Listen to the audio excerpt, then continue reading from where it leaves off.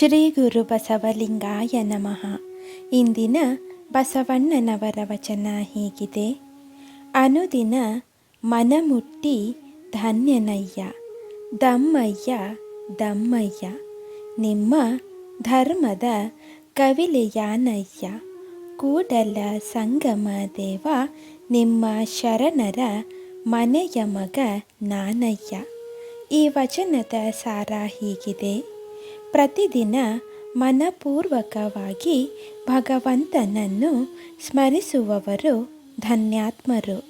ನಾನು ಕೂಡ ನಿಮ್ಮನ್ನು ನಿತ್ಯವೂ ಮನಮುಟ್ಟಿ ಸ್ಮರಿಸುವ ಮೂಲಕ ಧನ್ಯನಾಗಿರುವೆ ಎಂದು ಹೇಳುವ ಬಸವಣ್ಣನವರು ಧರ್ಮಕ್ಕಾಗಿ ಮೀಸಲು ಬಿಟ್ಟಿರುವ ಕಪಿಲೆಯಂತಹ ಜೀವಿ ನಾನಾಗಿರುವೆ ಎನ್ನುತ್ತಾರೆ. ಶರಣರೇ ನನಗೆ ಸರ್ವಸ್ವ.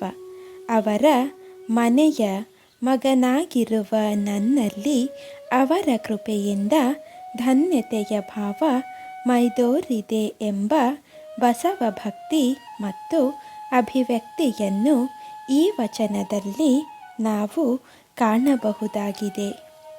ಇಂದಿನ ಮಾತು: ವೀರಶೈವ ಯೋಗಿಯು ಗುರುಮುಖದಿಂದ ಶಿವಮತಕ್ಕೆ ಯೋಗ್ಯವಾದ ಶಾಸ್ತ್ರವನ್ನು ತಿಳಿದುಕೊಂಡು ಅನ್ಯ ಶಾಸ್ತ್ರಗಳ ಅಧ್ಯಯನವನ್ನು ಮಾಡಬಾರದು.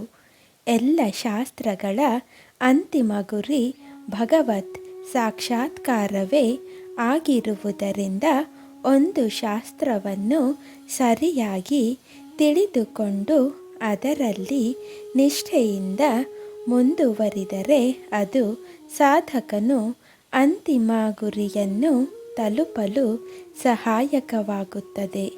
ಸ್ವಧರ್ಮೇ ನಿಧನಂ ಶ್ರೇಯಃ, ಪರಧರ್ಮೋ ಭಯಾವಹ ಎಂಬ ಭಗವದ್ಗೀತೆಯ ಉಕ್ತಿಯಂತೆ ಒಂದು ಧರ್ಮವನ್ನು ಆಶ್ರಯಿಸಿಕೊಂಡು ಅದರಲ್ಲಿಯೇ ನಿಷ್ಠೆಯಿಂದ ಮುಂದೆ ಸಾಗಬೇಕು.